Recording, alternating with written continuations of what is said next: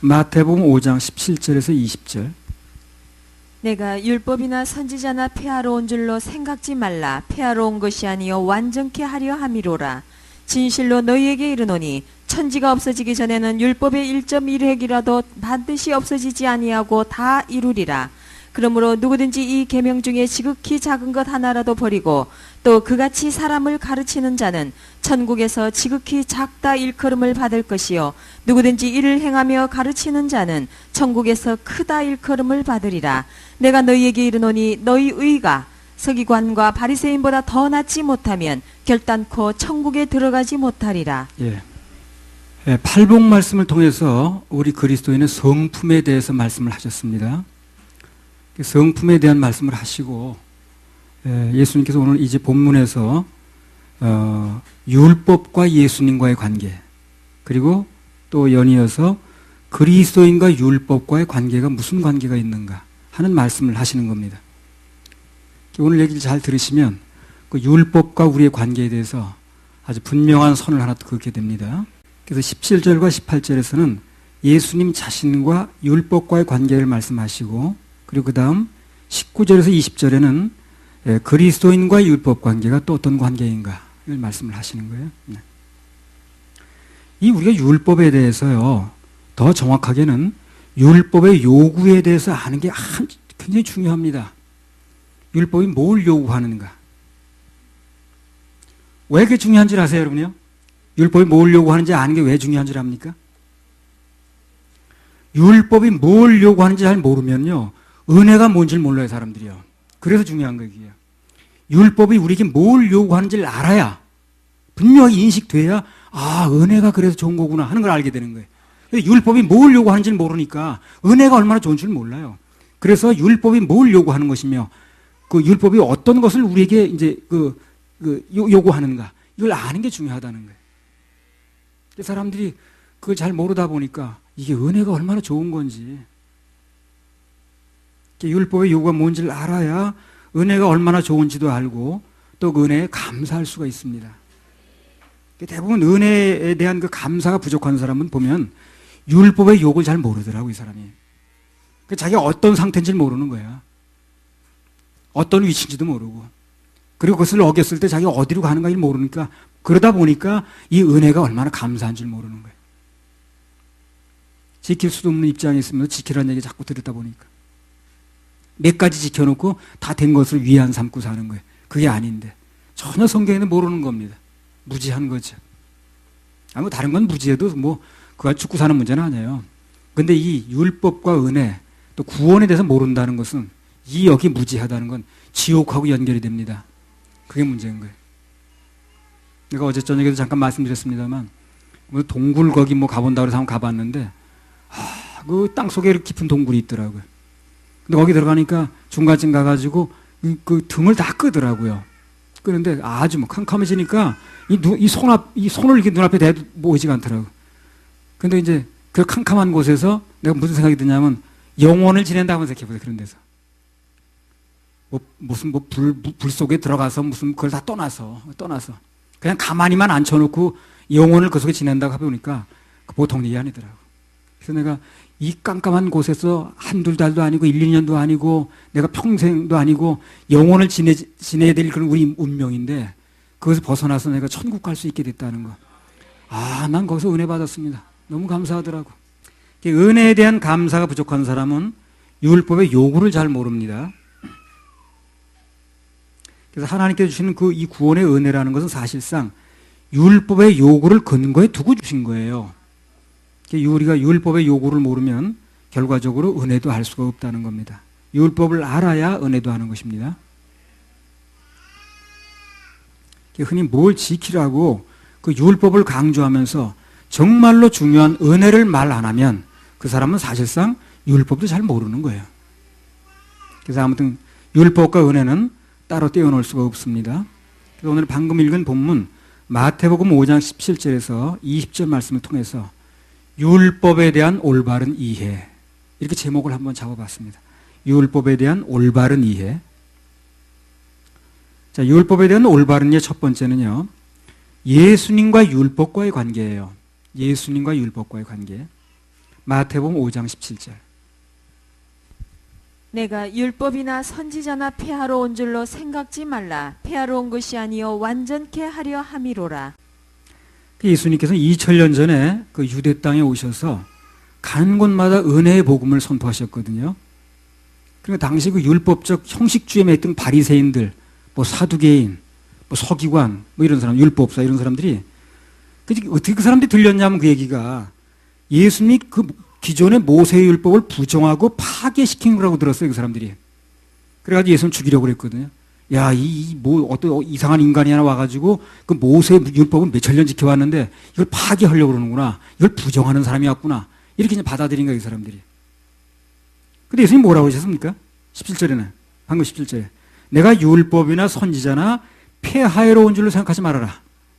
폐하여로 온 것이 아니고 오히려 완전케 하러 왔다. 하는 얘기를 하는 겁니다. 그러니까 예수님이 오시기 전에 율법이 완전한 게 아니에요. 아닌 것입니다. 왜 완전하지 않냐면 완벽하게 지키지 못하는 거예요. 그러니까 지켜지지 않는 법이니까 불완전한 거예요, 그게.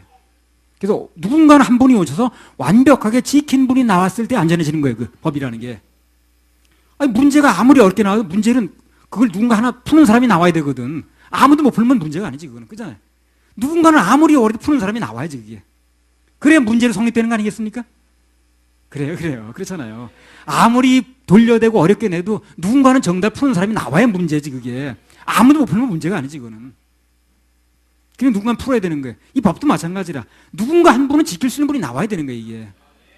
그래서 온전케 하러 왔다는 겁니다. 폐하러 온 게 아니고. 그래서 여기 예수님께서 당신이 이 땅에 오신 것은 율법을 폐하러 오신 게 아니고 완전케 하기 위해서 왔다고 이렇게 말씀하셨는데, 그럼 율법의 어느 부분이 불완전하다는 거냐? 불완전하다는 거지, 그죠? 그분이 오셔서 완전하게 만들었다는 것은 예수님 오시기 전에 율법은 불완전하다는 거거든. 그럼 뭐가 불완전하냐, 그 말이지. 그 율법이. 정확하게 말씀드리면요. 율법이 불완전한 게 아니고 그것을 지켜야 될 뭐가 불완전합니까? 사람이 불완전한 거예요, 사람이. 율법이 불완전한 게 아닙니다. 율법은 완전한 것이에요. 근데 완전한 법을 지킬 수 있는 이 사람이 불완전한 거예요. 그러니까 사람으로 지킬 사람이 있다 없다? 없는 거죠. 하나님의 기준 율법은 완전한데 그것을 지킬 사람이 연약해서 아무도 그 법을 지켜낼 수가 없다는 것입니다. 그래서 아무도 완전하게 지킬 수 없는 법, 이것을 예수님께서는 불완전한 법이다 이렇게 표현하신 거예요. 그 법이 불완전하다는 게 아니라 그것을 지킬 수 있는 사람이 불완전하다는 거예요. 그래서 하나님 법이 완전해지기 위해서는 누군가 그 법대로 사는 완전한 모델 케이스가 하나 있어야 되는 거예요. 그래야 법이 성립되는 거예요. 아까 문제가 아무리 어렵게 나와도 누군가 한 사람 푸는 사람이 나와야 되거든. 그게 아무리 어려도 푸는 사람이 있잖아. 정답이 있는 거 아니겠어. 근데 아무도 못 풀면 정답이 없는 거거든. 누군가 하나 지키는 분이 나와야 되는 거예요. 그래야 그 법이 완전하게 증명되는 거라. 이 법은 지켜져야 되는데 그 법을 지킬 사람은 아무도 없으니까. 그래서 그 예수님께서 그 법을 유효하게 만들기 위해서 그래서 오셨다는 것입니다. 자, 누가복음 2장 38절에 39절.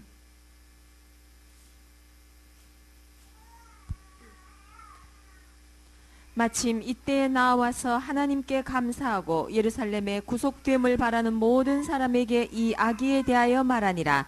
주의 율법을 쫓아 모든 일을 필하고 갈릴리로 돌아가 본 동네 나사렛에 이르니라. 자, 예수님 어떠셨습니까? 태어나서부터 율법을 다 필요하셨습니다. 필요했다는 게 뭡니까? 완전하게 지켜냈다는 거죠. 예수님은 태어나서 난지 8일 만에 할례 받는 것부터 시작해가지고 돌아가셔서 승천하셔서 그 이후에까지 전부 율법을 이루는 삶이었대. 말씀대로 기록된 대로 이루시는 말씀. 그래서 그분의 탄생 때부터 율법을 쫓아 모든 일을 필했다고 하신 것은 탄생부터 승천하실 때까지 신이 율법을 이루는 삶이었다 하는 걸 강조하는 겁니다. 누가복음 2장 21절에 보면 난지 8일 만에 할례 받으셨고요. 율법이 요구하는 것 이상으로 부모를 섬기셨고 율법이 금하는 것 잡숫지도 않으셨습니다. 예수님이 돼지고기 잡수셨단 말 못 들었고요. 오징어 잡수셨단 말 못 들었습니다. 나중에는 범죄한 영혼은 반드시 죽어야 된다는 게 최종 율법의 요구거든요. 그래 그 율법의 요구를 이루기 위해서 우리를 대신해서 십자가형을 받으신 거예요, 그분이. 그래서 그분은 율법이 인간에게 요구하는 사항은 완벽하게 다 지키셨습니다. 하나만 더 보고 넘어가겠습니다. 사도행전 1장 9절에서 12절. 이 말씀을 마치시고 저희 보는 데서 올리워 가시니 구름이 저를 가리워 보이지 않게 하더라. 올라가실 때에 제자들이 자세히 하늘을 쳐다보고 있는데 흰옷 입은 두 사람이 저희 곁에 서서 가로되 갈릴리 사람들아 어찌하여 서서 하늘을 쳐다보느냐. 너희 가운데서 하늘로 올리우신 이 예수는 하늘로 가심을 본 그대로 오시리라 하였느니라. 제자들이 감람원이라 하는 산으로부터 예루살렘에 돌아오니 이 산은 예루살렘에서 가까워 안식일에 가기 알맞은 길이라. 예, 1장 12절 말씀은 의미 있는 말씀이에요. 제자들이 감람원이라 하는 산으로부터 예루살렘에 돌아오니 이 산은 감람원이 어디예요? 예수님 승천하신 산입니다. 예수님 어디로 오십니까? 또 감람산에 오십니다. 똑같이 그 산에서 올라가셨다 그 산에 내려와요. 우리나라 계룡산이 아니고 무슨 때 아닌 계룡산이 나와가지고 또 계룡산이 너무 만원이니까 또 용문산으로 갔어요. 예. 삼각산. 우리나라 사람들 별난 데가 많아. 무슨 계룡산에서 기다린다고 거기서 운막 치고 기다리는 사람이 한두 사람이 아니에요. 그 자리가 모자라니까 용문산으로 가는 거지. 거기서 떨려난 사람도 삼각산으로 가는 거. 그 다음에 원래 관악산으로 가야 되나 원래 가는. 예수님은 감람산에서 승천하시고 감람산에 다시 오십니다. 예. 우리나라 걷다 끼어들이지 마세요. 감람산에 승천하시거든요. 근데 그 감람산이라는 게 거기 이제 거 승천하셨는데 그 감람산부터 예루살렘이 안식일에 돌아올 수 있는 거리라 이게. 그게 뭘 근거로 얘기했냐면요. 출애굽기 16장 29절 한번 보세요. 볼지어다 여호와가 너희에게 안식일을 주므로 제6일에는 이틀 양식을 너희에게 주는 것이니 너희는 각기 처소에 있고 제7일에는 아무도 그 처소에서 나오지 말지니. 그래서 바로 이 법 때문에 유대인들은 어딜 갔다가도 반드시 안식일 전에 돌아와야 됩니다. 안식일 이전에 돌아와야 돼 자기 집으로. 안식일에 자기 처소에 나와서 왔다 갔다 하면 안 돼요. 그 안에서 있어야 됩니다. 가능하면 그 안에 있어야 돼. 법을 제대로 지킨다네. 그러니까 예수님께서 그 법을 감안하셔서 승천하시기 전에 제자들을 만나실 때 그들이 안식일에 돌아갈 수 있는 거리를 계산해서 만나는 거예요, 지금요. 그리고 철저히 지키는 거죠, 지금요. 철저히 지키는 겁니다, 그분이. 철저하게 지켜줘야 우리가 철저하게 지킨 게 돼버리니까. 율법이 요만큼도 어긋나면 안 되거든. 1.1도 어긋나면 안 되거든. 1.1도 어긋나지 않게 만들어주는 거예요, 예수님께서. 그리고 그분만 믿으면 우리가 지켜진 걸로 간주해 주는 거예요. 추정이 아니고 간주. 그래서 예수님께서 그 법을 감안하셔서 승천하시기 전 제자들을 만나실 때 그들이 안식일 전에 돌아갈 수 있는 거리까지 계산했다는 거예요. 감람산에서 승천하셨고 예루살렘 아주 가까운 데 있어요. 그리고 스가랴서에 보면 재림시에도 정확하게 그 장소에 우리 이제 감람산에 오십니다. 계룡산에서 기다리는 사람 다 내려오시기 바랍니다. 아무튼 그래서 예수님의 일생은 탄생시부터 하늘로 올라가실 때까지 완벽하게 하나님의 의와 기준인 율법을 이루는 삶이었다는 거예요. 그래서 인류 역사상 하나님의 율법을 완벽하게 만족시켜드렸던 단 한 사람이 있는데 그분이 바로 예수님이라. 드디어 율법을 완전하게 지킨 한 사람이 나온 거예요. 그래서 법이 완전해진 거예요, 이제. 법이 완전해진 거예요. 아무도 못 풀던 문제를 푸는 사람이 하나 나온 거예요. 문제로 성립이 되는 거예요, 이제.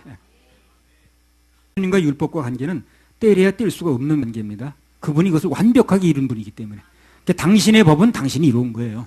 우리는 그 육신을 가지고 있는 몸으로 안 되니까 그분이 이루신 것을 받아들이면 내가 지켜진 것으로 간주.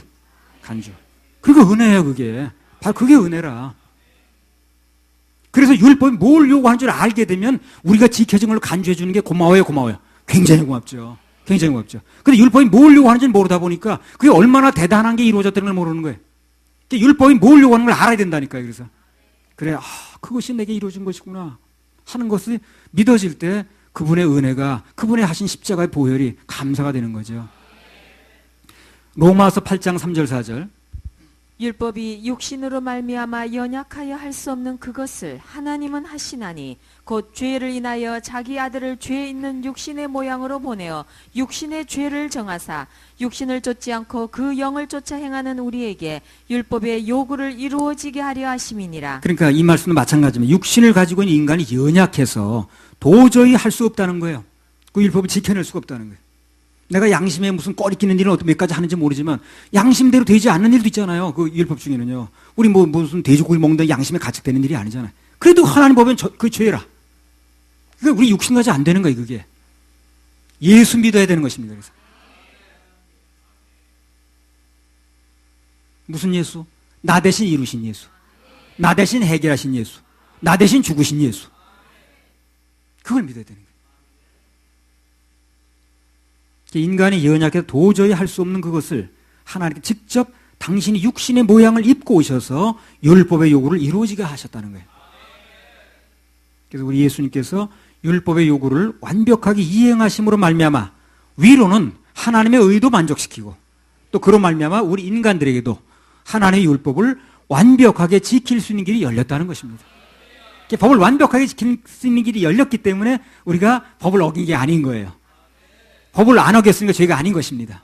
그래서 천국 가는 거예요. 법을 어기면 죄가 있는데.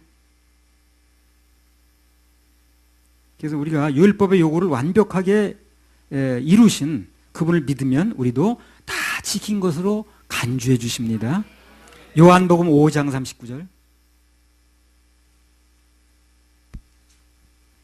너희가 성경에서 영생을 얻는 줄 생각하고 성경을 상고하거니와 이 성경이 곧 내게 대하여 증거하는 것이로다.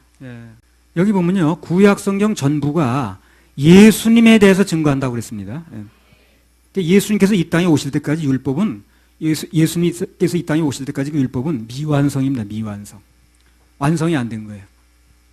그래서 미완성이었던 율법이 그분이 오셔서 모든 것을 다 이루셨을 때 비로소 완성이 되는 거예요.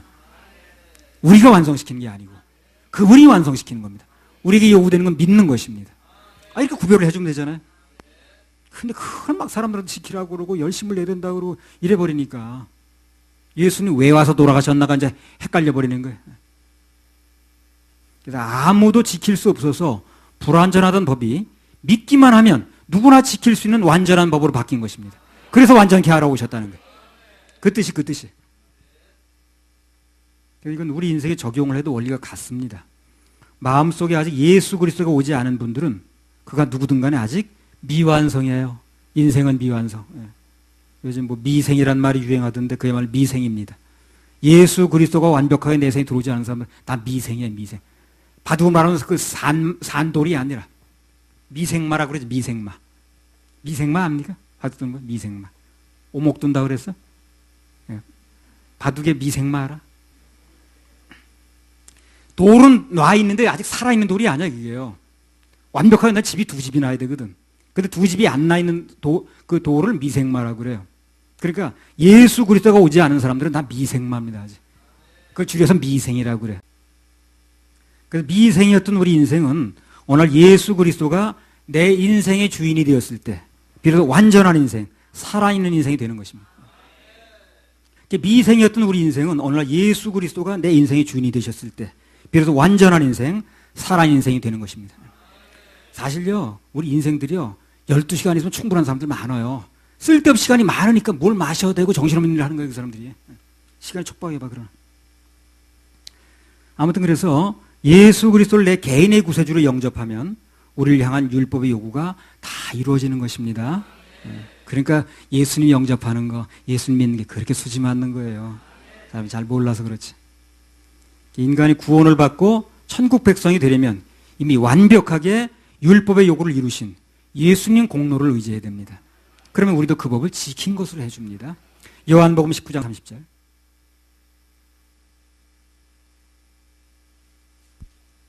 예수께서 신 포도주를 받으신 후 가라사대 다 이루었다 하시고 머리를 숙이시고 영혼이 돌아가시니라. 자, 여기 예수님께서 다 이루셨다는 것은 뭘 이뤘다는 겁니까?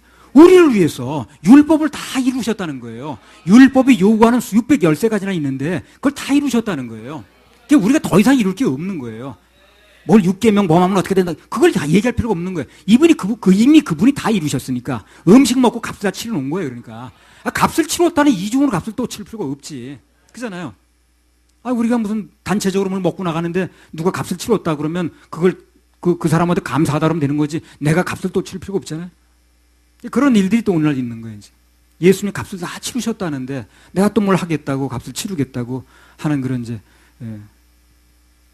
말도 안 되는 일이 있는 겁니다. 죄의 삭은 사망인데 그분이 대신 죽으심으로 그 값을 치르셨다는 겁니다. 요한복음 5장 24절.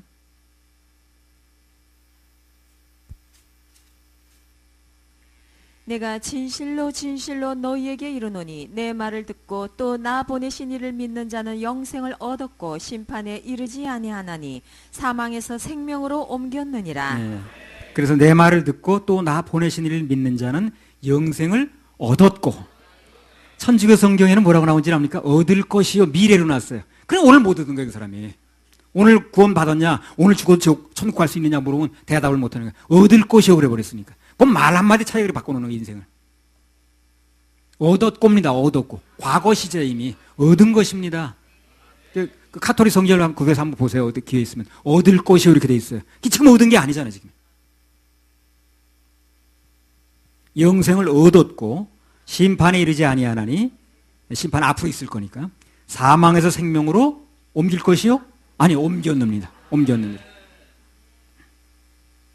완벽하게 값이 지불됐다는 겁니다. 그래서 아직도 율법의 요구 때문에 그 법에 얽매여서 고통받는 분들이 계시다면 애쓰지 마시고 시간 보내지 마시고 이미 그 법을 다 지키신 그분을 의뢰하시기 바랍니다. 믿으세요, 믿으세요. 그러면 율법의 저주에서 벗어나는 것입니다. 할렐루야. 우리 하나님께 박수 올려드려요. 자, 율법에 대한 올바른 예 두 번째입니다. 두 번째는요, 율법은 가르치고, 율법을 좀 가르쳐야 돼요. 그리고 행해져야 된다는 겁니다. 이게 여러분 들으시면 이해가 될 거예요. 마태복음 5장 18절 19절. 진실로 너희에게 이르노니 천지가 없어지기 전에는 율법의 1.1획이라도 반드시 없어지지 아니하고 다 이루리라. 그러므로 누구든지 이 계명 중에 지극히 작은 것 하나라도 버리고 또 그같이 사람을 가르치는 자는 천국에서 지극히 작다 일컬음을 받을 것이요 누구든지 이를 행하며 가르치는 자는 천국에서 크다 일컬음을 받으리라. 자, 오늘 이 말씀을 받으면서 제가요, 율법이 오늘날 우리들이 어떠한 의미가 있는가에 대해서 다시 한번 아주 분명한 시각을 가질 수가 있었어요. 뭐 어렴풋이 얘기를 한 건 많이 했지만 잘 들으시기 바랍니다. 우선 율법은요, 매우 거룩한 법이에요. 이 세상에 율법만큼 거룩한 법이 없습니다. 그리고 예수님 말씀대로 진실로 천지가 없어진 그날까지 전혀 없어지지 않는 법입니다. 이 율법은 없어지지 않아요. 우리나라 성경에 진실로라고 번역된 말이 있는데 헬라어로 아멘이라는 뜻이거든요. 요한복음 5장 24절에 진실로 진실로 너에게 이르노니, 그 말씀은 아멘 아멘 그런 뜻입니다. 마태복음 5장 18절. 진실로 너희에게 이르노니 천지가 없어지기 전에는 율법의 1.1획이라도 반드시 없어지지 아니하고 다 이루리라. 그래서 여기 말씀으로 밀어볼 때 율법과 그에 따른 요구는 어떻습니까? 영원하다는 거죠. 영원하다는 거예요. 언젠가 오늘까지만 율법이 요구하고 내일부터 요구하지 않나, 그게 아니고 율법이 요구하는 바는 영원하다는 겁니다. 뭐 세상의 모든 건 자꾸 변하죠. 예를 들면 뭐 어떤 걸 예를 들까요? 뭐 남자들의 양복 카라 같은 거, 어렸을 때는 아주 얇았습니다, 카라가. 그다 또 한 내가 청년 때쯤 됐을 때 굉장히 카라가 넓었어요. 근데 요즘에는 조금 좀 줄어들었어. 왔다 갔다 해. 그 양복 단추대 일제시대 때는요 5개인가 됐습니다. 이거. 양복 단추가 학생복 교복처럼. 그랬다가 뭐 4개로 됐다가 또 3개 됐다가 2개 됐다가, 내가 재작년엔가 누가 날 하나 사줘서 백화점 가 단추가 하나짜리가 있었을 때. 근데 저 2개를 됐죠 또. 바뀌지 자꾸만. 뭐 여성들의 헤어스타일도 그냥 바뀌고, 치마 길이도 미니여서 맥시로 뭐 좀 짧아졌다. 바지도 우리 학생 때 나팔 바지라는 게 있었어요. 나팔 바지. 그죠? 불량한 바지 진짜 그거. 나는 유행의 최첨단 유행하는 건 난 다 피했습니다. 왜 이렇게 불량해 보이는지 그게. 나팔 바지 입고 다니면 그게 최신 유행인데 나는 불량해 보이더라고. 그래서 나는 가장 평범한 바지. 그래서 그때는 그냥 불량기 있는 애들이 전부 나팔 바지 그냥 펄럭거리면서 이제 다 쫄바지. 건강식품도요, 왜 이렇게 바뀌는지 그냥 건방 무슨 버섯에서 그냥 막 뭐 영지버섯에서 무슨 상황버섯에서 느타리버섯 뭐 하여튼 바뀌어 이렇게. 세상 것은 다 돌고 바뀌어요 이렇게. 근데 인간을 향하신 하나의 요구와 기준은 어제나 오늘이나 내일이나 영원토록 동일합니다. 난 이게 감사해. 바뀌지 않는다는 게 감사해. 바뀌면 계속 이거 맞춰 살아야 되는데 주님께서 요구하시는 건 영어서로 동일합니다. 동일해. 골치 아플 게 없어요. 우리를 향한 하나님의 율법의 요구가 영원하기 때문에 따라서 예수님께서 이루신 은혜의 복음도 영원한 것입니다. 영원한 거예요. 율법의 요구가 영원하기 때문에 복음도 영원해요. 그래서 율법이 영원하기 때문에 예수님 보혈의 효과도 영원한 것입니다. 만약 어느 날 갑자기 율법의 요구가 없어지는 날이 왔다 칩시다. 그럼 예수님 보혈이 필요가 없는, 그렇죠? 율법의 요구가 있기 때문에 그것을 해결하기 위해서 예수님 보혈이 필요한 거거든. 율법의 요구는 영원히 있는 거예요. 그래서 영원하기 때문에 예수님 보혈의 피도 보혈의 그 효과도 영원한 것입니다. 어느 날 율법의 요구가 없어진다 그러면 그럼 예수님 보혈이 없어도 지옥에 안 갈 수 있다는 얘기가 되거든. 그렇지 않다는 거예요. 법이 없는 곳에 범함도 없으니까. 그런 맥락에서 율법의 요구에 매여서 고통을 받다가 은혜의 복음을 깨달은 사람은 그게 그렇게 감사한 거예요. 그래 감사한 거예요. 너무 감사한 거예요. 아 정말 감사해. 율법의 요구가 그런 맥락에서 율법의 요구에 매여서 고통받다가 은혜의 복음을 깨달은 사람은 그렇게 감사가 됩니다. 이 주님이 해주셨구나. 율법의 요구가 뭔지도 모르고 처음부터 은혜 얘기만 해버리면 하나님으로부터 얼마나 엄청난 은혜를 받았는지 이걸 모르는 거예요. 실감을 못해. 그러니까 맹송맹송이야. 그런 사람 복음을 듣고 구원은 받았다고 그러는데 반응이 영 시큰둥해. 구원의 은혜를 누리지도 못해. 그 이유가 뭐냐면 방금 말씀드린 것처럼 그 율법이 뭘 요구하는지를 모르고 대뜸 은혜부터 얘기를 해버린 거예요. 그러니까 그래서 그 율법이 뭘 요구하고 그 율법에 의하면 내가 죽을 수밖에 없는 사람이었구나. 영원히 지옥 갈 수밖에 없었구나. 이게 믿어질 때 은혜가 감사한 거거든. 내가 얼마나 빚을 졌는지 알지 못하는데 빚 갚아줬다는 얘기가 감사할 리가 없지. 내가 무슨 빚을 졌다고 그러는 겁니까? 내가 빚을 진 걸 알 때에 그게 실감 날 때 그 빚을 갚아줬다는 게 탕감해줬다는 게 감사한 거거든. 그래서 하나님의 기준 율법을 제대로 알고 이해하면 바울 사도처럼 오호라 나는 곤고한 사람이로다. 이 사망의 몸에서 누가 날 건져낼까? 주 예수 그리스도로 말미암아 감사하리로다. 그때 예수에 대한 감사가 나오는 거예요.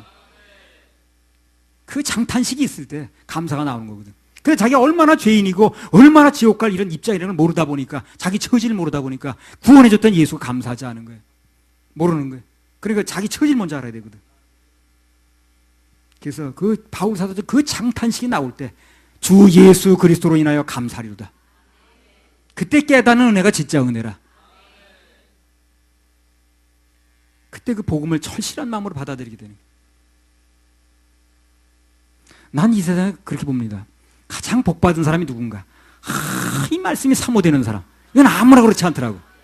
난 그게 가장 복받은 마음으로 생각해. 그거 이상 복받은 마음이 없어. 늘 말씀이 사모되고 그냥 진리가 사모되고 들으면 막 마음에 와닿고 이 마음처럼 복된 마음이 없어. 그런 마음은 뭐 답답할 게 없다고. 걱정거리가 있을 거리가 없고 말씀 속에 그 답이 다 있으니까. 나도 이번에 막 심장이 뛰고 그래가지고 좀 가서 좀 어려움을 겪었는데 크게 하나님 날 건지시는지 아시죠? 시편 18편 2절. 이 말씀이 읽을 때 순서가 돼서 읽은 건데 그 말씀 내게 와닿으면서 막 눈물이 나오면서 건져주시겠다는 확신이면서. 그러니까.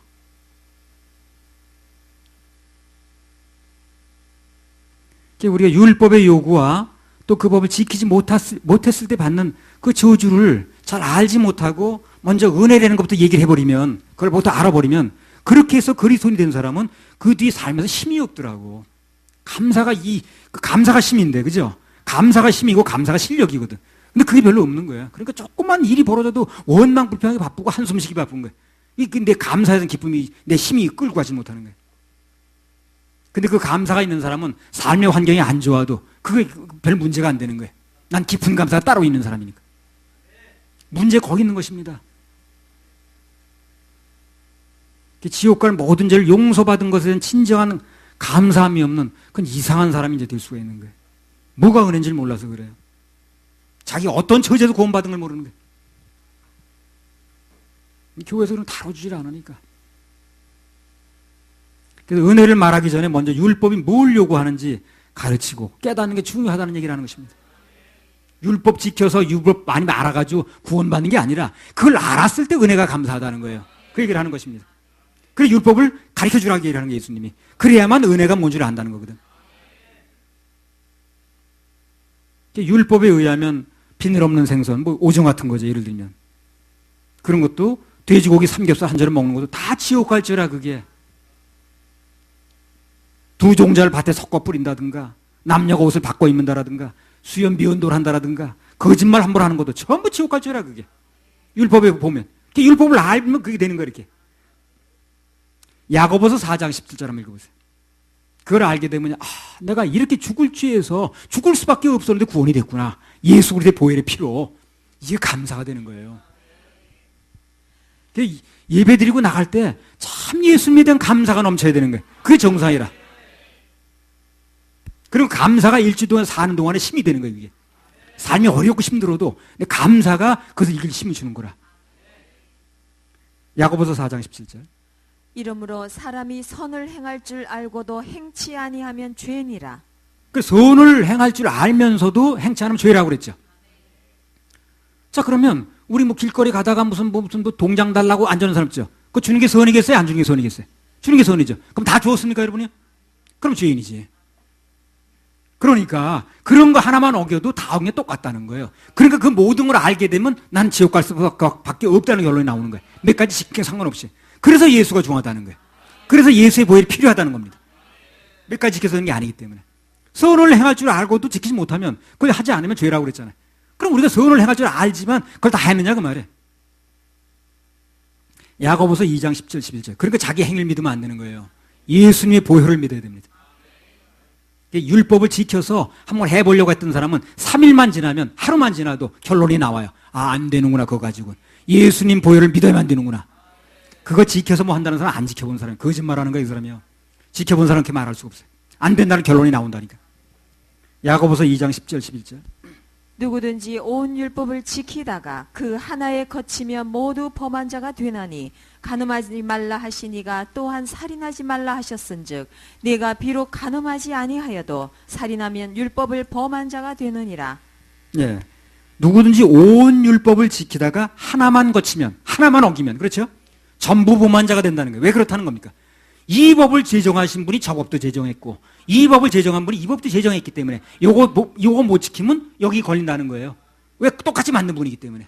하나만 못 지켜도 다 거친 거고 똑같다는 거예요. 다 지키라는 얘기죠. 그건 안 된다는 얘기라는 거예요. 그래서 예수님이 오셔서 완벽하게 지키고 그분을 믿으라는 거예요. 그러면 다 지킨 걸 간주해 준다는 거예요. 간주, 추정이 아니라. 간음하지 않았어도 비록 살인하면 율법을 범한 거고 그 중에 하나만 범해도 모두 범한 자가 되는 건다는 거예요. 율법을 지켜서 뭘 하려고 그러는 사람은 갈라디아 3장 10절에 뭐라고 그랬습니까? 저주받은 자라고 그러잖아요. 율법을 묵상하다 보면 읽다 보면 나도 그래서 더 감사가 넘치더라고. 우리가 지난번에 자동차 밀어준 얘기도 했잖아요. 예. 율법대로 살아내지 못했는데도 지옥 가지 않고 예수님의 은혜로 천국 가게 된 거. 그게 감사가 되고 그게 실감이 되고 그러는 거야. 율법의 요구를 잘 알지 못하는 사람은 우리가 받은 이 큰 구원이 얼마나 큰 은혜였는가를 잘 모른다는 거죠. 사정이 그렇기 때문에 복음보다 뭐가 먼저 왔습니까? 율법이 먼저 오는 거예요. 그래서요. 율법 먼저 알아라 그 말이에요. 그래 복음이 은혜롭다는 거거든. 그래서 먼저 율법이 온 거예요. 그리고 나중에 복음이 온 겁니다. 그래서 먼저 구약이 온 거예요. 그리고 나중에 신약이 오는 거예요. 그걸 먼저 알아야 되니까 순서적으로. 구약을 알아야 신약이 감사한 거예요. 율법을 알아야 은혜가 감사한 거거든. 그래서 먼저 구약이 있고 신약이 오는 거고 먼저 율법이 왔고 복음이 오는 거예요. 그래서 그 순서가 다 의미가 있는 것입니다. 보다 율법을 먼저 알아야 되고 신약보다 구약을 먼저 알아야 되는 거예요. 그래서 아무튼 결론적으로 율법이 요구하는 바는 전혀 없어지지도 않고 영원하기 때문에 앞으로도 예수님 십자가 보혈의 은혜는 계속해서 유효하다는 것입니다. 율법이 요구가 계속 있으니까. 그래서 예수님 보혈은 계속해서 있어야 되는 거예요. 유효한 것입니다. 자, 그러면 오늘을 사는 우리는 율법을 어떻게 이해해야 될 것인가? 이 말씀도 굉장히 중요한 말씀입니다. 이거 가지고 헷갈리는 사람도 많더라고요. 이 문제로 오늘 말씀을 받을 때 주님께서 저에게 구체적으로 이 말씀을 좀 분명하게 해주셨어요. 마태복음 5장 19절. 그러므로 누구든지 이 계명 중에 지극히 작은 것 하나라도 버리고 또 그같이 사람을 가르치는 자는 천국에서 지극히 작다 일컬음을 받을 것이요 누구든지 이를 행하며 가르치는 자는 천국에서 크다 일컬음을 자, 받으리라. 보세요. 이거 액면 그대로 봐야 됩니다. 누구든지 율법의 작은 것 하나라도, 작은 것 하나라면 예를 들면 무슨 오징어 한 마리 먹는 거, 이거 작은 거죠. 작게 보이는 거죠. 그런 것 하나라도 버리고 빼먹고 가르치지 않으면 천국에서는 어떻게 해요? 지극히 작은 자라는 거예요. 그와 반대로 율법을 행하며 가르치는 자는 천국에서 크다고 일컬음을 받는다는 것입니다. 그러니까 늘 말씀드린 대로 율법을 큰 거 몇 가지만 추려가지고 지킬 게 아니라 사소한 것까지도 전부 말하고 가르쳐야 된다는 거예요. 사소한 것까지 가르치라고 그랬으니까.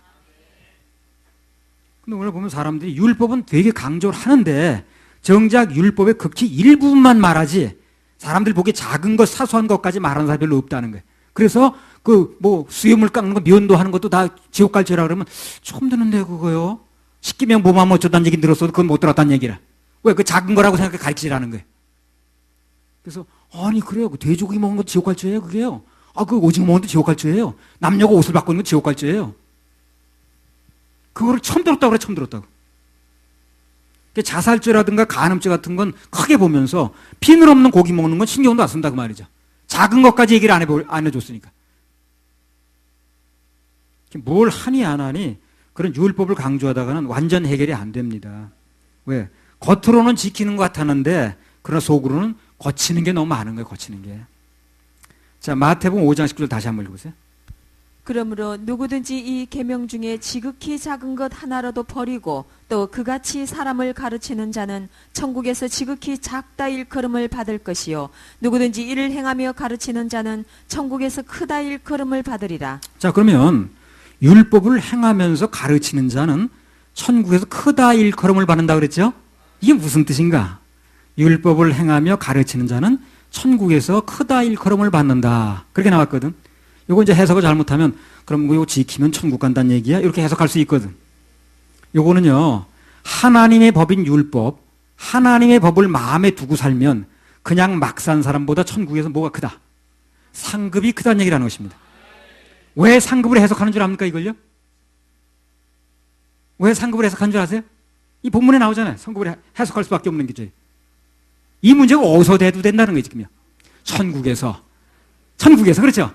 천국에 들어간다면 얘기를 하는 거예요. 그래서 상급 얘기를 하는 거예요. 그래서 요걸 해가지고 들어간다 한다는 얘기를 하는 게 아니라 이미 예수님 보혈로 들어간 사람들의 천국 얘기를 하는 거예요. 그래서 상급 얘기라고 푸는 게 맞는 거예요 이게. 그렇죠? 그래서 앞으로 율법을 이 얘기가 지금 앞으로 연결되게 되면 상급 얘기를 하는 것입니다. 천국에 들어간 사람들의 얘기를 하는 거예요. 그거 지켜 천국 간다는 얘기를 하는 게 아니라 예수님 보혈로 들어가게 된 사람, 천국에 갔을 때에 이것을 가지고 살았던 사람들이 상급을 더 받을 수 있다는 얘기를 하는 거예요.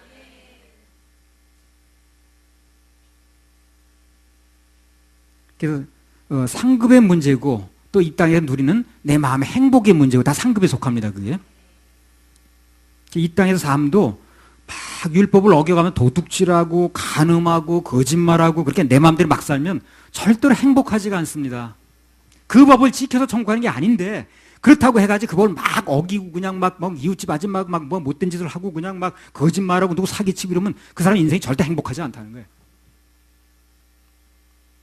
그런 사람은 예수님의 보혈의 은혜를 믿으면 비록 구원은 받을 수 있다 할지라도 지옥은 면한다 할지라도 그러나 그렇게 막 산 사람은 천국에서 작다 크다 작은 자가 됐다는 거예요. 그 작은 자가 된다는 의미가 뭐라고 그랬습니까? 상급이 별로 없다는 거예요. 상급이. 은혜로 구원을 받았으니까 그냥 막 살아도 된다. 이건 뭘 몰라도 한참 모르는 얘기입니다. 병이 단단히 든 거예요. 그거예요.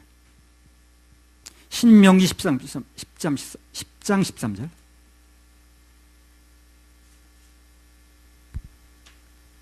내가 오늘날 내 행복을 위하여 내게 명하는 여호와의 명령과 규례를 지킬 것이 아니냐. 그래서 하나님의 법인 율법을 마음에 품고 살면 행복합니까? 불행합니까? 행복합니다. 행복해요. 행복도 상급이야 그것도. 그죠? 천국에 가서도 상급이 있을 뿐더러 이 땅에 살면서도 행복합니다. 그냥 막 산 사람에 비해서. 막 살면 행복이 없어요. 예수 믿고 예수님 보혈로 은혜로 구원 받았다고 한다 할지라도 그 사람이 막 살면 그 은혜를 누리지도 못하고 감사도 없고 기쁨도 없고 행복도 없습니다.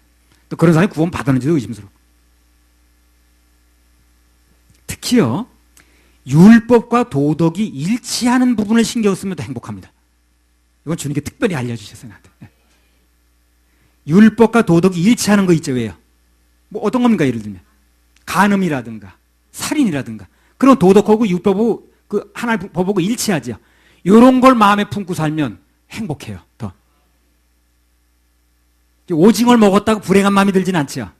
물론 그것도 법에 어긋나는 겁니다, 율법에. 그러니까 그건 행불행하고 느끼는 건 관계가 없어요. 그러나 율법과 도덕이 일치하는 부분을 지키면 마음에 행복이 와요. 이건 이번에 처음 깨닫게 된 거예요. 오징어를 먹었다고 면도 했다고 불행한 마음이 들지는 않아요. 그러니까 사람들이 착각을 하는 거예요. 불행한 마음이 들면 그것을 고쳐보려고 할 텐데 그러면 불행한 마음이 들지 않거든. 그러니까 이게 신경을 안 쓰는 거예요. 그러나 하나님 법에는 여전히 어기는 겁니다. 여기. 그러나 율법과 도덕이 일치하는 부분을 신경 쓰면 내 마음에 행복감이 온다는 거예요. 이렇게까지 구분이 되다니. 사람들은 오징어 먹었다고 불행한 마음이 들지는 않거든. 별로 문제 삼지 않는 거예요. 그 율법과 도덕하고 그 충돌되는 부분은 아니거든. 그러니까 문제 삼지 않는 거예요. 그 사람은 하나님 법만 믿는 게 아니라 자신이 율법, 뭘 믿는 거예요? 도덕과 윤리 믿는 거예요. 거의 충돌이 안 되면 괜찮다고 보는 거예요. 충돌이 되면 이제 범죄했다고 보는 거고. 그래서 간음이라든가 이런 건 율법하고 충돌이 안 되죠. 율법에도 있고 도덕에도 안 된다고 그랬으니까. 그래, 그런 거는 문제를 삼지 않아요. 근데 무슨 오징어라든가 이런 건 이제 율법에 나와 있지만 그 일반 법에 나온 건 아니거든. 도덕관념에 비춰볼 때 내가 윤리에 어긋났다고 생각하지는 않거든. 그러니까 그것은 문제 삼지 않는 거예요. 근데 그것은 그런 법을 도덕과 윤리가 율법과 도덕이 일치하는 부분을 내 마음속에 지키면 행복감이 있는 거고 행복감이 있느냐 느끼느냐 뭐니 그 차이일 뿐이지 하나님 법에는 어긴 건 마찬가지라는 겁니다. 자, 이 말이 이해가 됩니까, 여러분요? 이해가 되세요? 그러니까 율법과 도덕과 일치되는 부분을 지키게 되면 내가 행복감이 있어요. 그러나 행복감을 오징어 같은 거라든가 뭐 돼지고기라는 건 그건 내가 먹었다가 행복감을 느끼거나 불행을 느끼는 건 아니거든. 그러나 행복과 불행에 관계없이 법은 어긋나면 지옥 간다는 얘기입니다. 이걸 구분할 수 있어야 된다는 거예요. 그리고 어려운 말은 아닙니다, 이게. 사람들은 그 불행감을 느끼지 않기 때문에 그걸 문제 삼지 않는 거예요. 문제 삼지 않아도 그것은 법에는 어긋났다 그 말이에요. 그러나 도덕과 일치되는 것들, 예를 간음이라든가 무슨 살인이라든가 이런 것은 그 도덕과 일치되는 거기 때문에 그것을 지키면 특별한 마음의 행복감이 따라온다는 거예요. 그래서 인간이 행복을 누리는데 율법에 따라서 느낌의 차이가 있는지는 모르지만 그러나 그 모든 죄 자체를 해결받고 용서받는 데는 다 법을 어긴 거기 때문에 예수님 보혈의 피, 그분의 십자가 공로 외에는 다른 길이 없다는 것입니다. 이게 무슨 말인지 이해 가시죠? 가야 됩니다, 이 말이. 이 말이 이해가 안 되는 분. 도대체 무슨 말인지. 다 갑니까? 이게 처음 알려주시더라, 이 부분에 대해서. 그러니까 율법과 도덕과 윤리가 일치되는 부분은 지켜지면 행복감이 따로 와요. 그러나 오징어나 먹거나 돼지고기 먹거나 무슨 남녀 옷을 받고 있다는 것은 안 지켰다는 불행한 마음이 들지는 않는다는 거죠. 그게 불행한 마음이 들느냐 행복감이 있느냐 이 차이는 있을지 모르지만 그러나 법을 어긴 건 마찬가지라는 거예요. 그래서 불행한 마음이 안 들어도 그래도 예수님 보혈은 필요하다 안 필요하다? 필요하다는 겁니다. 필요하다는 거예요. 근데 사람들은 그렇게 생각하지 않아요. 자기가 어떤 살인죄나 도덕과 윤리에 해당되는 거는 무슨 율법을 관계되는 거고 일치가 되는 것은 지켜야 된다고 생각하고 강조를 하지만 뭐 자살죄라도 이런 건 그러나 어떤 뭐 이 율법 도덕과 그 윤리에 어긋나지 않는 거 이런 문제 삼지 않는 거 무슨 돼지고기 먹는 거 이런 건 율법 그 도덕이 문제 삼지 않죠. 이런 건 문제 삼지 않는 거예요. 그러니까 그런 거에 대해서는 별로 신경도 안 쓴다는 거지. 자기 불행한 마음이 안 드니까. 행복감이 드느냐 안 드느냐가 불행함이 마음이 드느냐 안 드느냐가 그것이 죄로 성립되느냐 안 되느냐가 별개 문제라는 겁니다. 그래서 아무튼 간에 우리 그리스도인들이 하나님의 기준 율법을 마음에 두고 살면 행복하고 또 상급으로 쌓입니다. 11조라는 명령을 지키면 물질적인 축복받아요. 그리고 마음이 행복합니다. 11조 안 해보세요. 마음 찜찜하지. 11조 안 하고 뛰었는데도 나 행복해 죽겠어 이번 주에. 나 이거 이렇게 행복하지. 전혀 그런 사람 없습니다. 뭐 찜찜합니다. 하나님께 드리라는 율법을 지키게 되면 내가 마음이 행복하죠. 한번 여러분 뛰어보세요. 그러면 전체 구원받은 사람이란 마음이 누가 뭘 해서 그러는 게 아니에요. 자기 마음이 찝찝한 거야. 나 오늘 11조 떼고 그냥 여기 할부내 갚았더니 너무너무 행복해. 나는 행복합니다. 절대 그러지 않습니다. 하나님께서 먹지 말라는 거 한 거 안 먹으면 건강에 좋습니다. 자기 배우자가 아닌 다른 엉뚱한 사람과 간통하지 말라는 율법을 지키면 깨끗한 삶을 살죠. 상급입니다. 인생이 행복해요. 그래서 맨날 다 이 여자 저 여자 건드려서 행복하지 않습니다. 자기 부인하고 사는 데서 행복하게 돼 있어요.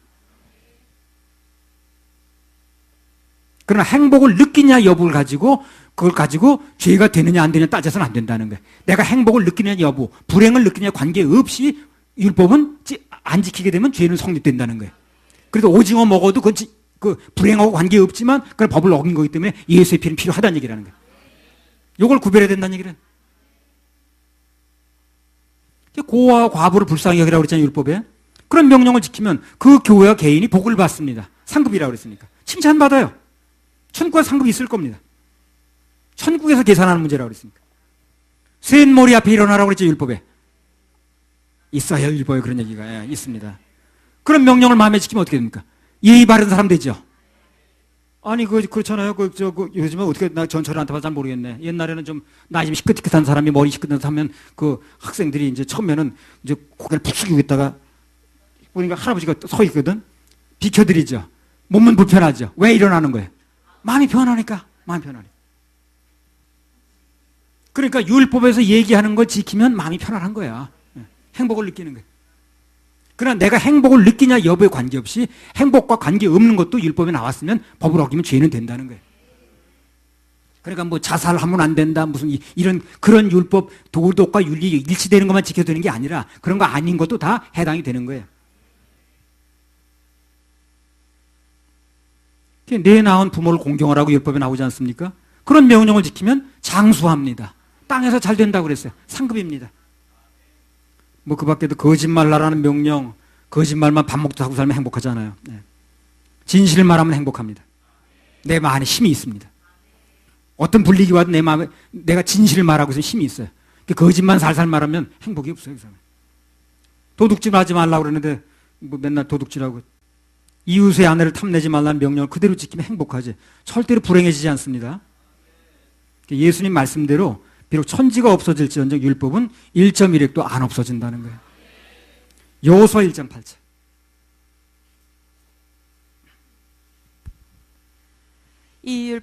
이 율법책을 내 입에서 떠나지 말게 하며 주야로 그것을 묵상하여 그 가운데 기록한 대로 다 지켜 행하라. 그리하면 내 길이 평탄하게 될 것이라. 내가 형통하리라. 그래서 우리가 하나님의 거룩을 나타내고 상반다는 차원에서 율법을 마음에 두고 살면 늘 행복감이 있고 기쁩니다. 그리고 여기 기록된 말씀처럼 매사에 어떻게 해요? 형통합니다. 형통해요. 다 상급이에요, 이게. 형통이 상급이지 그럼 불통이 상급이에요? 그렇지 않잖아요. 형통합니다. 다 상급으로 주는 거예요. 그래서 율법 자체는 없어진 게 아니고 여전히 거룩하고 여전히 위대하고 여전히 고귀하고 여전히 하나님의 기준입니다. 그러니까 이거를 율법과의 관계에서 지켜서 구원받느냐 여부로 연결시키면 안 되고요. 사단은 그걸 이용하는 거거든. 그러나 뭐야? 약 좋다고 남용 말고 약 모르고 오용 말자. 딱 그 말이 맞습니다. 제대로 알아야 되는 거예요. 출애굽기 20장 4절 5절.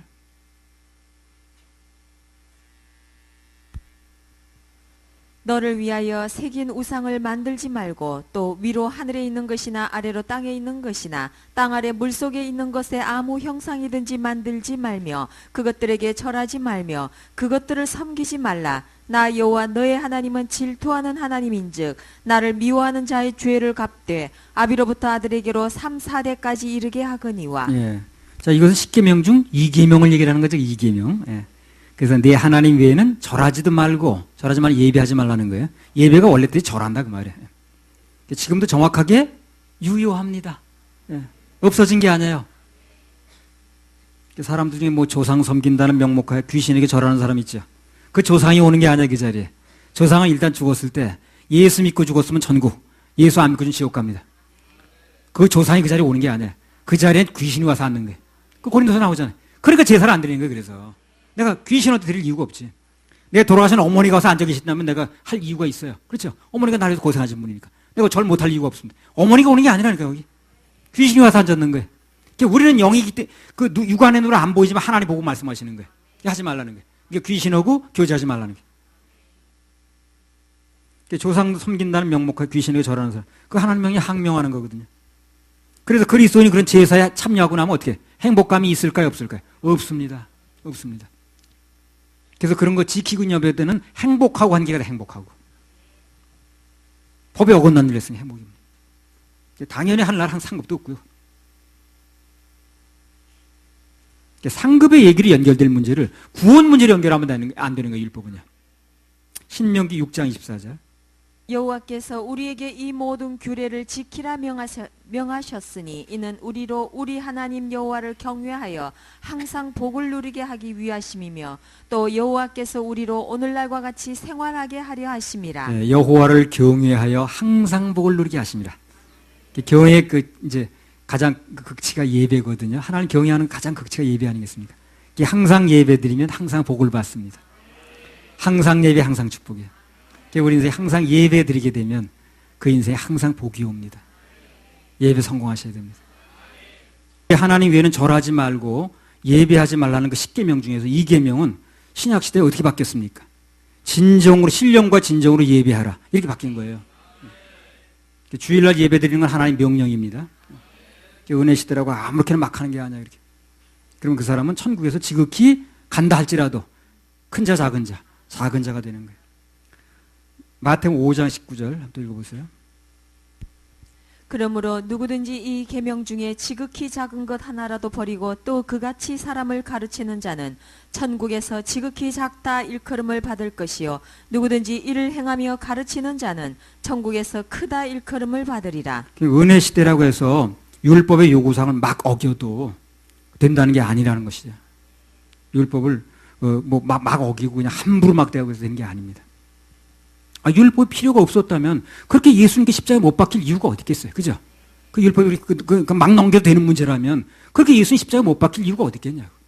그냥 넘겨버리면 되는 거죠. 우리는 율법의 요구를 알고 그리고 그것을 전제로 은혜를 누릴 때 그때 비로소 은혜가 은혜답게 됩니다. 단 주의할 것은 늘 말씀드린 거지만 늘 강조하는 거지만 지옥 가는 것을 미운하려고 그런 목적으로 율법을 지킬 필요는 없어요. 그건 예수님이 다 이뤄놓으셨기 때문에. 그런 차원에서는 벗어나야 됩니다.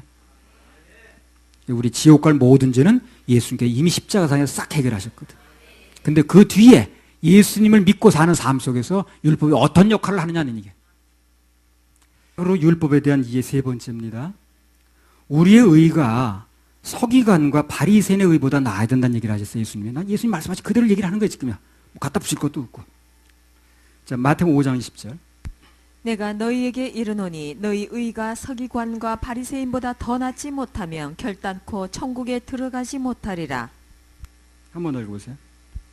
내가 너희에게 이르노니 너희 의가 서기관과 바리새인보다 더 낫지 못하면 결단코 천국에 들어가지 못하리라. 자, 예수님께서 말씀하시기를 너희 의가 서기관과 바리새인의 의보다 나아야만이 천국에 들어갈 수 있다 이렇게 말씀하셨습니다.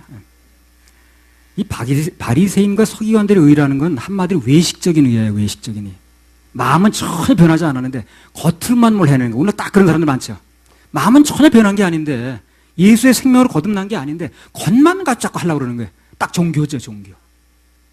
종교 목사, 종교 전도사, 종교 다 그런 거예요. 마음속에 예수님 생명은 없고 겉으로만 지키려고 그래. 이 사람들 한 짓이라는 게 안식일에 병을 고치는 게 옳으냐 그러냐 심지어 안식일에 아이 안아주는 게 노동이냐 아니냐 이런 얘기만 하고 있는 거예요. 그냥 끝없는 논쟁. 6장 1절. 사람에게 보이려고 그들 앞에서 너희 의를 행치 않도록 주의하라. 그렇지 아니하면 하늘에 계신 너희 아버지께 상을 얻지 못하느니라. 그 바리새인들하고 이 서기관들의 의에는 아주 치명적인 결점이 하나 있어요. 그게 뭐냐면 마음속에 하나님 있는 게 아니라 순전히 사람에게 보이려고 하는 거예요. 대상이 하나님이 아니라니까. 대상이 사람이에요, 사람. 겉으로 나타난 외식은 있는데 사람이 자꾸 눈에 보이니까 정작 하나님께 대한 마음이 없는 거예요. 하나님 뭘 보시는데? 중심 보시는데. 그러니까 하나님 중심 본다는 거 신경을 안 쓰고 그 중심 속에 무엇을 본다는 게 신경 안 쓰고 겉으로만 신경 쓰는 거예요. 오늘 그러잖아요. 하나님이 그 마음속에 낙심만 하면 들어가고 그 마음속에 그 자기 절망과 좌절이 들어가면 이미 자살이 시작된 거거든. 그걸 생각하는 게 아니라 내가 밧줄 목에 걸었어? 독약을 먹었어? 이것만 생각하고 있는 거예요. 그걸 딱 유예시키죠, 그게요. 하나님 그 전에 마음의 문제를 얘기하는 건데. 마음은 금강까지 뭐 낙동강이지 어디 빠져 죽고 몇 번 갔다 그러죠. 근데 차마 못 빠져 죽었다 그래. 이미 마음에 자살한 거예요, 그 사람이. 근데 자기는 실제로 안 들어갔다고 아닌 줄 아는 거예요. 아니라니까요, 그게요. 아니라고 여러 번 얘기했잖아요. 그 바리새인들이 하는 그 그대로 물려받은 거예요. 겉으로만 아니면 되는 거예요, 겉으로만. 근데 하나님 마음을 보는 거예요, 지금요.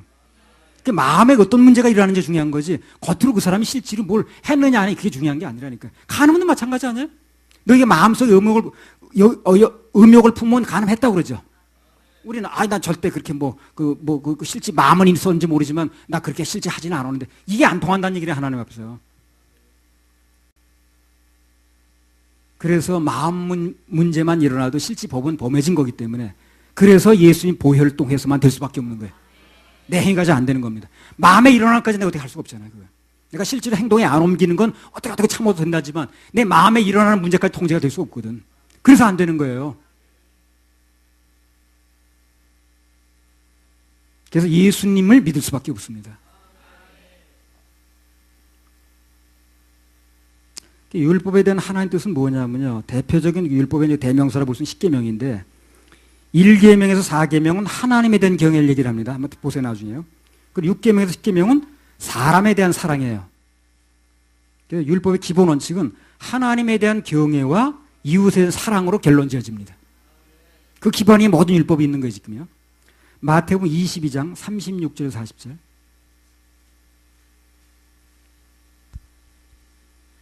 선생님이여 율법 중에 어느 계명이 크니까? 예수께서 가라사대 내 마음을 다하고 목숨을 다하고 뜻을 다하여 주 너의 하나님을 사랑하라 하셨으니 이것이 크고 첫째 되는 계명이요 둘째는 그와 같으니 내 이웃을 내 몸과 같이 사랑하라 하셨으니 이 두 계명이 온 율법과 선지자의 강령이니라. 그러니까 예수님께서 말씀하시는 율법의 초점은 위로 하나님을 사랑하고 아래로 사람들을 사랑하라는 것입니다. 그럼 다 이룬다는 거예요. 그래서 지난번 675회 집회에서 제가 말씀드린 것처럼 하나님께 대한 사랑은 예배입니다. 하나님께 대한 사랑은 예배로 나타나요. 예배 실패하면 어떻게 되는 거예요? 하나님께 대한 사랑이 없는 거예요. 예배는 하나님께 대한 사랑을. 그럼 사람에 대한 사랑은 어떻게 나타나는 거예요? 영혼 구령입니다. 영혼 구령하는 거예요. 지옥으로부터 건져내는 겁니다. 그 사람 아무리 밥 퍼주고 국 퍼줘도 그 사람 지옥으로부터 건져내지 못하면 사랑이 아니야 이거는요. 지옥 가는데 무슨 사랑이냐고. 지옥 가는데 무슨 인권이고. 지옥에서 건져내는 게 사랑인 거예요. 하나님을 지옥에서 건져내는 게 아니에요. 하나님은 경배드리고 예배드리고 그리고 사람은 영혼 구령하는 거예요. 이게 10계명은 모든 율법을 하나로 이제 아우르는 거다. 그래서 모든 율법이 613가지인데 그걸 하나로 딱 아무려지면 이제 압축하면 10계명이야. 10계명을 두 가지로 압축하면 뭐냐면 하나님에 대한 예배와 사람에 대한 사랑이라. 하나님에 대한 사랑은 예배로 나타나고 사람에 대한 사랑은 영혼 구령으로 나타나는 거예요. 그래서 우리 교회가 두 가지를 하는 거예요. 예배 성공과 영혼 구령이라. 그럼 하나님께서 성경에 말씀한 모든 것을 다 하고 있는 거예요, 지금. 간단하게 말하면. 교회가 하는 사명이 그건 거예요. 하나님께는 예배, 사람들에게 영혼 구령. 그 두 가지로 요약되는 거예요. 모든 613가지가 10계명으로 요약되고 10계명을 요약하면 두 가지로 나타나는 거예요. 하나님에 대한 사랑과 사람 사랑. 그죠? 아까 얘기했죠. 마태복음 22장 36절 40절에서 하나님에 대한 사랑, 사람 사랑. 그러니까 하나님에 대한 사랑은 예배, 그리고 사람에 대한 사랑은 영혼 구령. 이 두 가지가 돼야 되는 거예요. 교회는 그 두 가지 하면 되는 거예요. 그러니까 우리 지금까지 그걸 해온 거예요. 하다 보니까 그렇게 됐어요. 내가 모르게 알고 한 것도 아닌데. 주님께서 감동 주신 대로 하다 보니까 그렇게 됐어요. 그래서 예배 성공, 그리고 영혼 구령. 딱 그렇게 하는 거예요. 아무튼 그래서 예수님께서 당신께서 이 땅에 오셔서 완성하고 싶으셨던 것은 인간에 대한 사랑입니다. 바로 그것 때문에 십자가에서 당신의 생명을 내놓으신 거예요. 로마서 2장 28절 29절. 대저 표면적 유대인이 유대인이 아니요 표면적 육신의 할례가 할례가 아니라 오직 이면적 유대인이 유대인이며 할례는 마음에 할지니 신령에 있고 의문에 있지 아니한 것이라. 그 칭찬이 사람에게서가 아니요 다만 하나님에게서니라. 그래서 하나님께서 우리 원하시는 것은 외적인 게 아니라 마음의 문제를 얘기를 합니다. 마음을 원하세요. 마음. 뭐 우리 인간도 사실 그래요. 따지다 보면 결국은 마음을 원하는 거지 마음에도 없는 걸 원하는 게 아니거든. 마음에도 없는 걸 확실하게 하려고 하면 괴로운 거고 받는 사람도 괴롭잖아요. 사람도 마찬가지. 결국 마음을 원하는 거예요. 근데 하나님 특히 마음을 원하십니다. 구원도 마음으로 믿어 의를 이루는 거지. 그래서 머리로 하는 게 소용이 없는 거예요. 그래서 마음의 문제인 거예요. 마음이 열지 않으면 안 되는 거예요. 바리새인과 서기관들의 의는 속은 그들이 있고 거칠에만한 종교에 그게. 종교는 절대 사람을 구원하지 못합니다. 겉모습은 멋있어 보이는데. 반대로 하나님께서 인정하시는 그 의는 예수님의 십자가 보혈의 공로를 의지해서 속이 새롭게 된 믿음을 얘기를 합니다. 속이. 근데 100년 전에 이제 개화기에 우리나라 선교사들이 들어왔는데 바로 그 점을 잘못한 거예요. 사람들의 마음을 바꿔놔야 되는 건데 그들의 마음을 예수님 보혈을 통해서 죄사함 받게 해서 은혜로 거듭나게 이렇게 바꿔놨어야 되는 건데 겉을 바꿔놓은 거예요. 겉을. 그 마음은 그대로 있는데 겉에 뭐 술 끊어라, 담배 끊어라, 뭐 그 당시에 마자 끊어라 이런 식으로 해가지고 마치 새마을 운동하듯이 그렇게 버린 거예요. 마음이 새롭게 되면 저절로 되는 건데 그거는. 그럼 마음은 건드리질 않고 겉으로 그냥 외적인 거 술 끊어라, 담배 끊어라, 그냥 뭐 그냥 무식하니까 교육받아라 그래가지고 학교 지어놓고 그리고 무슨 뭐 노름하고 앉았으니까 마자 끊어라 이런 식으로 해버린 거예요. 마치 새마을 운동하듯이. 그래 그런 것은 끊어졌는지 모르지만 속에 마음이 안 변한 거예요. 이 사람들이. 그 오늘날 교원들이 이렇게 돼버린 거예요. 지금요. 겉으로는 멀쩡한데 속이 안 변하는 거예요. 그래서 그 영향을 오늘날도요. 술, 담배 안 하고 주일 성수 잘하고 11조 잘하면 인류교인이야 그냥. 인류교인이야. 그 사람이 영혼이 어떻게 되나 따져보지도 않고 11조 잘하고 그 사람은 인류교인이야. 믿음 좋아요. 술도 안 하고 담배도 안 하고 주일 성수 뭐 잘 지키고요. 11조 잘하고 거기다 새벽까지 나오면 새벽 기도까지 나오면 최고 인류교인이라. 특급 교인이야. 문제 삼을 게 없는 거예요. 근데 우리 그걸 보는 게 아니거든. 그 사람의 마음 상태가 지금 죄사함의 분명히 그 죄사함의 은혜가 이루어졌느냐 그 마음속에 그걸 보는 거거든. 그러니까 자기는 여태까지 인정받고 있었는데 다 됐다고 알고 있었는데 그걸 문제 삼으니까 그냥 막 불이 치솟는 거야 그냥. 그 불 치솟는 거요. 빨리 끄고 받아들여야 됩니다. 지옥 가면 불 무지하게 많습니다. 그건 사람이 낸 불이 아니기 때문에 지옥 불은요 사람이 끄질 못해요. 이 세상 불은 아무리 큰 불이 났어도 언젠가 꺼지죠. 사람이 낸 거니까 그러는 거예요. 근데 지옥 불은 사람이 붙인 게 아니에요. 그러니까 사람이 끄질 못합니다. 그 속에 영원히 있을 것인가? 이건 공갈 협박하는 게 아니야. 사실 얘기라는 겁니다. 그 속에 영원히 있을 것인가? 천국 가서 영원히 있을 것인가? 여기서 결정하는 거예요. 이 땅에서. 죽어봐야 하는 게 아니고. 죽어보면 알긴 알아요. 늦는 겁니다, 그때. 그래서 굳이 뭐 그런 뭐 새벽기도 나오고 무슨 뭐 그런 주일 성수하는 게 잘못됐다는 게 아니라 겉보다 속이 중요하다는 얘기라는 거예요. 뭐 담배 없앤다고 그래. 담배 파는 곳을 다 부셔 그냥. 담배 다 압수해 그냥. 다 불태워버려. 그래서 담배 공장에 남아있으면 어떻게 되는 거예요? 또 만드는 거예요. 그렇잖아요. 그 담배를 없앤다고 그래. 담배 파는 거 다 소매상 부숴버리고 담배를 압수하고 불태워도 만드는 공장에 있으면 안 되거든. 아무리 겉으로 아무리 외식적인 흉내를 잘 내도 근본적인 만들어낸 마음의 공장이 있는데 그걸 바뀌지 않으면 안 되는 거예요. 그러니까 예수님이 정확하게 하시는 겁니다 지금. 지속하지 못하고 속에서 계속 나오는데. 제가 그 말씀드렸잖아요. 사람 속에서 나오는 건 계속 진행형이라고 그랬어요. 끝이라고 그랬어요. 진행형입니다. 계속 나오는 거예요.